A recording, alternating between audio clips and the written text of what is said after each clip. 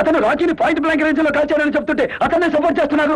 సాక్ష్యం ఏంటి? శవాన్ని పోస్ట్ మార్టం చేస్తే శవమే చెప్తుంది సాక్ష్యం. ఇదిగో డిఐజీ, హోమ్ మినిస్టర్ అనే మర్యాద కూడా లేకుండా అతను మీద మరి మాట్లాడుతూ ఉంటే చూస్తా ఊరుకుంటావుంటయ్యా. ముందు అతను సస్పెండ్ చేసేయి. సారీ, కావాలంటే ఆ ఎస్పీని సస్పెండ్ చేస్తాను. నేను చెప్పినానమ్మా. మీరు చెప్పింది వినడానికి నేను మీ పార్టీ గూండాని కాదు, మీ పార్టీ కార్యకర్తని కాదు. ఏంటయ్యా ఏంటయ్యా ఇది ఎట్ట రెచ్చిపోతున్నారు? రెచ్చిపోవటం కాదు, మా డిపార్ట్మెంట్ చచ్చిపోయింది. భారత రాజకీయాలకు భ్రష్టు పట్టి రౌడీలు కేడీలు రాజకీయ నాయకులు అవుతుంటే కాకి బట్టలు వంగి సలాం చేసే దౌర్భాగ్య స్థితి పట్టడంతో చచ్చిపోయింది. ఓయ్, పిచ్చి పిచ్చిగా మాట్లాడుకు, చెప్పుచ్చు కొడతా.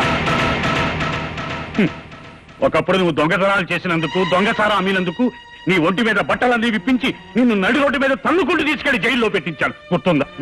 మీ బతుకులు తెల్లార్చడం కోసం తెల్లారే లోపు రాజధాని వెళ్లి ముఖ్యమంత్రిని కలిసి మీ అందరి మీద రామరాజు తయారు చేసిన ఫైల్స్ అందించి అప్పుడు నేనే నిన్ను తంతాను బూటు కాలుతూ.